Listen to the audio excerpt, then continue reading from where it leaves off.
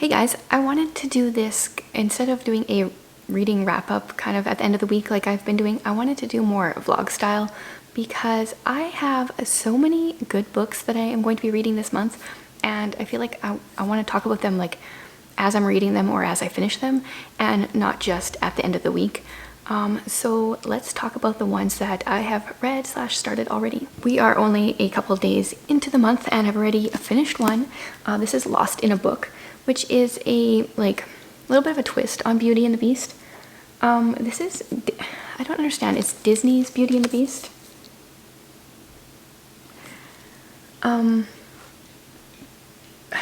I don't really understand why it's Disney, like, whatever. But in this book, it follows the beginning part is normal, but then the Beast gives Belle the library, and in the library she finds an enchanted book.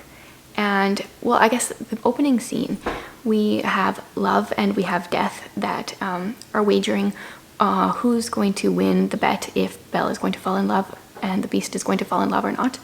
And so this enchanted book that she finds is actually placed there by Death because she decides to cheat and wants to get Belle trapped in this book. So this is like fairy tale Beauty and the Beast, but you also get to go into a story.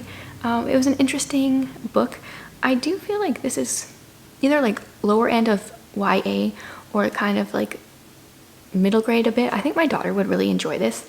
I think, like a lot of bookish people, Belle is my favorite of the princesses, the Disney princesses, because because of her love for books mostly. There was some parts in here, or this one section reminded me of You've Got Mail, when Kathleen Kelly talks about how everything that happens in her life, everything she sees reminds her of something she read in a book when she feels like it should be the other way around. And in here it said, "It's a wonderful thing to read about other people's lives, but it's important to live your own life too, no matter how challenging that life seems to be." And I thought that was a good reminder for us bookish people.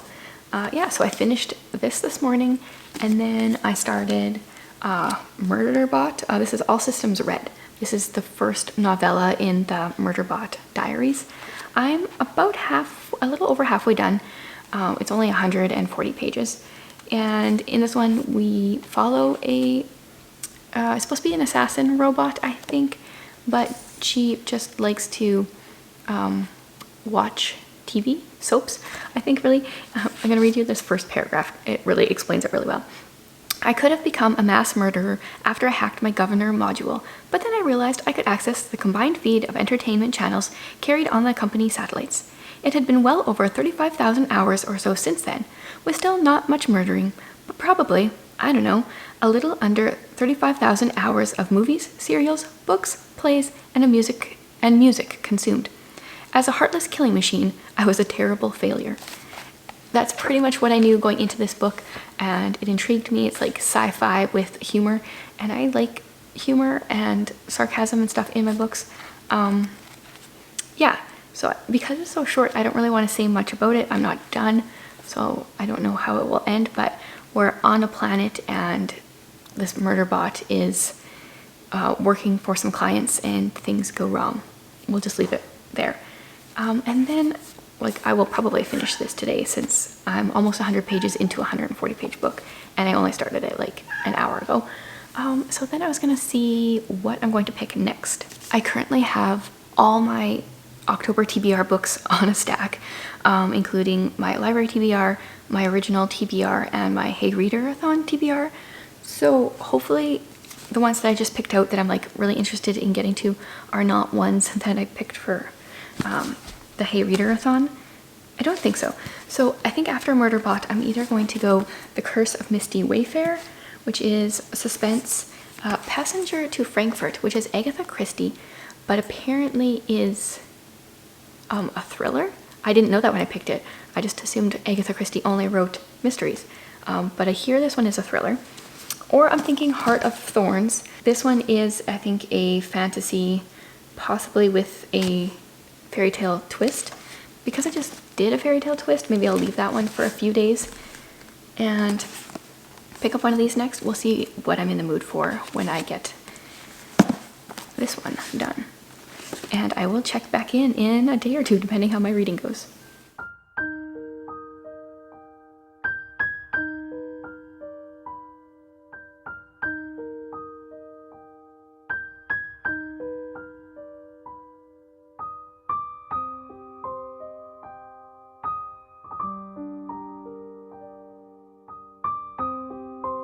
So far, October is shaping up to be exactly the reading month that I was hoping for. I honestly don't even remember what I said last time that I updated. I think I was partway through All Systems Red. I finished this one. I enjoyed it really for the most part. It's kind of weird. It's not really my kind of thing. So like this robot, our main character is like a security robot and helping some people on a planet do some stuff and things go down. I mean, it's like 140 pages. You can't really say anything.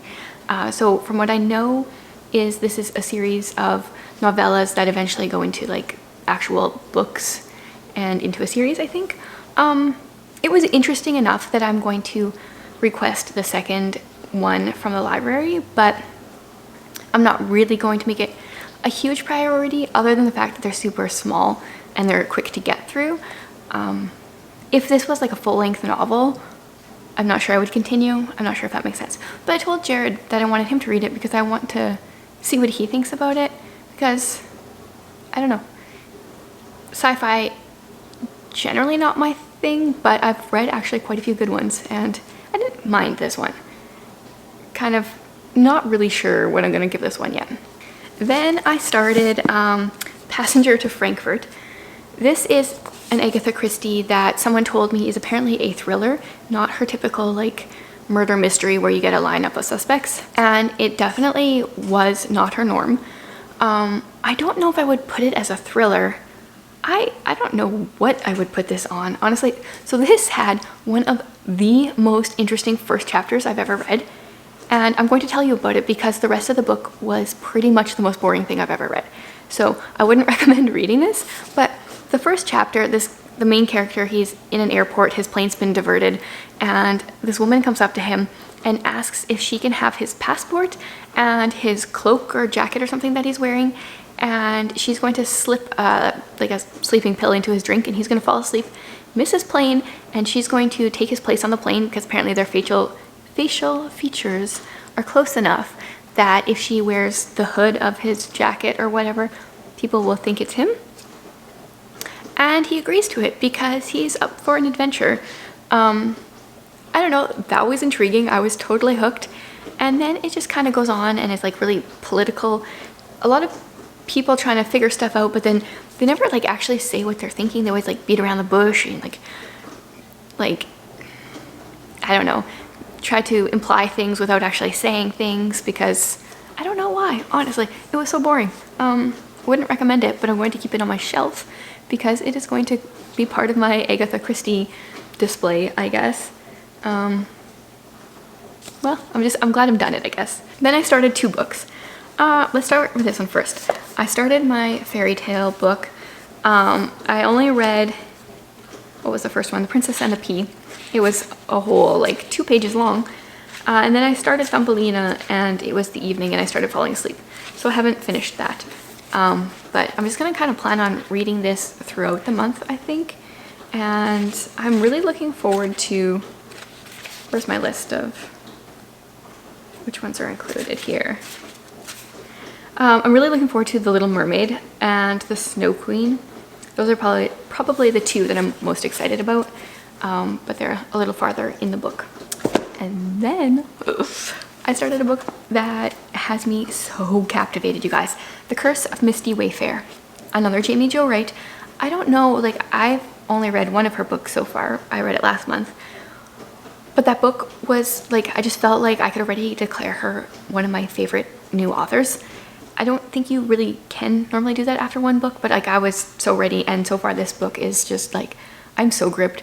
So far, I'm 50 pages in, like, not far at all. But I would say this is even better than the other one so far. Okay, so 2 different timelines again. So we're in 1908, I want to say.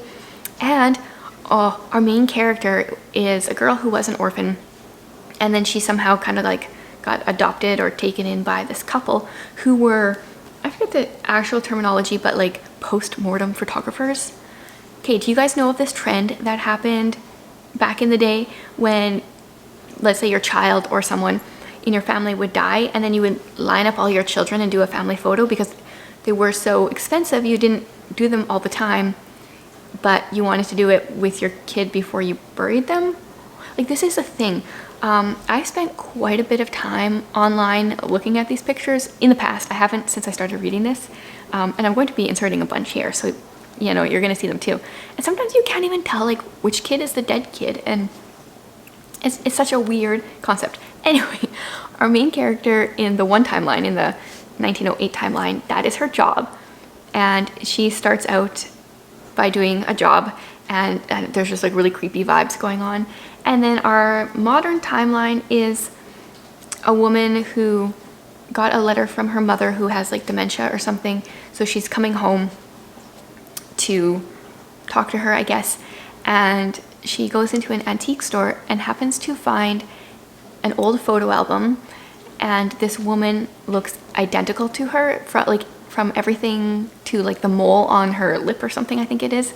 Yeah, and so far there is like a really good creepy element, and I'm totally sucked in. And it's a fairly thick book. Well, it feels thick. It's not even quite 400 pages. I do find I take quite a bit of time to read her books because I don't know why it is. I must read her books slower than I normally do, but so engaging. I might be spending the rest of my week reading this book, but it's going to be worth it. And then tomorrow I'm going to hop back in here and share my kids' picks for the Hey Reader-a-thon. That's starting on Monday the 12th. And we sat down today and they each picked books for the prompts. There goes my dishwasher. Whatever, I'll just talk over this. They both picked books for the prompts, and people wanted to know, well, I just decided my son's gonna do it too. He's picking like picture books. But people wanted to know what my daughter is doing because some people have their kids doing it. And yeah, so we will be sharing those in the next segment, I guess, of this. Tomorrow my time, like a few seconds your time.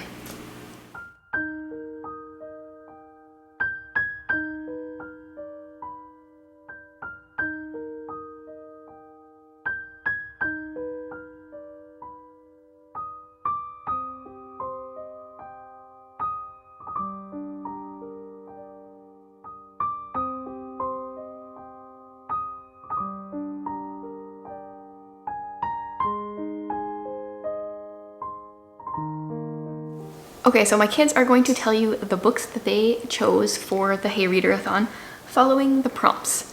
So the first one is Orange on the Cover or Spine. Which one was your orange one? Ephraim's got his here. What is it, bud? Green Eggs and Ham. Green Eggs and Ham. Yeah, so Ephraim is going to be doing picture books for everyone. He created a user on Hey Reader, and what's your username? It's the best username. The Shadow. The Shadow. So, yes, this is your orange book. What was your orange book? The Fowl Twins. So, Reika is going to be listening to all of hers on audio this time, and she's doing it's like a spin off of Artemis Fowl. It's called the Fowl Twins. Yeah, that was your orange one. And Reika has been inspired by this readathon, even though we haven't even actually done it yet. She wants to do a kids one in November and come up with some prompts for that. Yeah. Yeah, so we will figure that out in the future here. The next one was 3 words in the title. So what do you guys got for 3 words in the title? So we have a Curious George collection, and the one he's going to be doing is Plays Mini Golf. You can just hold up the cover. There you go, good stuff. Oh, there we go. That one, right? Yeah, now I remember. Howl's Moving Castle. So she's gonna read Howl's Moving Castle. We have the physical book. If you wanted to read a book that week, Yeah. we have that one, and it's on your shelf that you wanted to read this year. Okay. The next prompt includes a water word. My water would book. So Ephraim was going with fish for his water word, and what's your book called? One fish, 2 fish, red fish, blue fish. Yep. Mine was how do you Oh pronounce yeah, that? right. Lalana? I don't know. Lalania? I don't know. Of the Distant Sea. Yeah, that one we just randomly found on Libby. It was available and had the word sea in it, so we're gonna give that one a try. No idea if it's gonna be any good. Okay, the next one. the first book in a series. Whoopsie. This one you're gonna do. Oh, I'm doing Mrs. Smith's Spy School for Girls. Oh right, you wanted to read that book. I did a long time ago. We don't want it though. This one, just hold up the cover. Because what's your book called? Fat Cat on a Mat. Yeah. So this one is a thick one that has Fat Cat on a Mat and other tales. But he's just gonna do Fat Cat on a Mat. And then that was all of your books, because you are doing those 4. And then you were gonna do the bonus prompt, which is a book from my recommendations video. Yes. And that, do you know which one you're doing? I think it was Anne of Green Gables. Yeah, so she's gonna listen to Anne of Green Gables, which you've listened to before, correct? I don't know. No? Okay. So yeah, she's got a lot of audiobooks to listen to, but and she listens on a faster speed. How fast do you usually listen? Depends about the book. Like if the author, like the person who is narrating it, is really hard to understand, then quite slow, like 1.00. I don't know how you Just say that. 1 regular speed? Yeah, sometimes I'll go 2 if I've listened to the book over and over again. But right now I'm on 1.50. 1.5? Yeah, Yeah. I think so. I don't know. Okay, so there we go. For those of you that were interested in what my kids are reading, that's what they're reading. You guys are done. I'm going to talk a little bit about a book that I've been reading. What's it called? The Curse of Misty Wayfair. Okay, now I'm back in my comfy reading chair. 2 books to talk about. Let's just talk about the fairy tales. I'm almost halfway through. I read The Little Mermaid, Emperor's New Clothes, and Thumbelina, I think, since my last update. I'm kind of planning on reading like 1 or 2 of these a day. Should be done before the Hey Reader-a-thon. And then The Curse of Misty Wayfair. You guys, this is going to be possibly my absolute favorite book of the year. So many good things. This is Christian suspense. As technically romantic suspense. There is definitely a relationship that develops, but I would use the term relationship, not romance. It's not like an instantaneous thing. It's something that develops over the entire course of the book, and it's not your typical Christian romance kind of thing.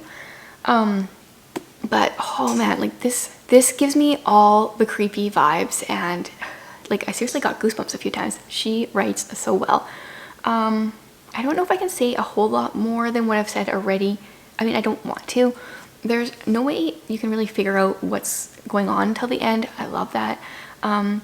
There is themes of anxiety and stuff like that throughout, which I really appreciate. Jamie Jo writes not afraid to tackle like hard topics and talk about them. And yeah, and so like you've got your creepy post-mortem photographer. You've got an old asylum in the middle of a forest, and you've got someone doing, oh man, I don't want to spoil it, but if you at all like any kind of Christian fiction, any kind of suspense whatsoever, absolutely you need to read this book. Now this one of hers was written in 2019, so it's one of her newer ones. I know she has one that came out this year that I want to read because the cover looks amazing, but I want to read her backlist stuff first, so I've got a couple more to do. I think 2, at least I own 2 more that I haven't read. But yeah, like she might be my favorite author now. Like she might even have taken over Brandon Sanderson. I'm not sure. They write very different books, so it's kind of hard to compare them.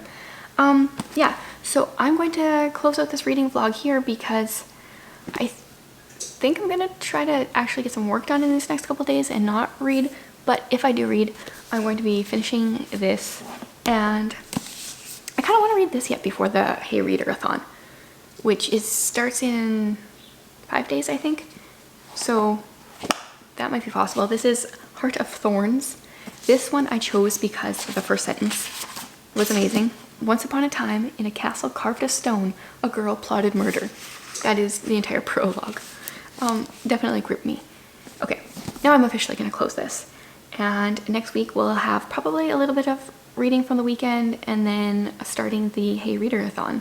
And so I'll be vlogging throughout. So thanks for watching. I would love to hear what you've been reading lately, and tell me if you've read any Jamie Jo Wright or plan on picking any up because of how much I'm raving about her. Thanks for watching, guys.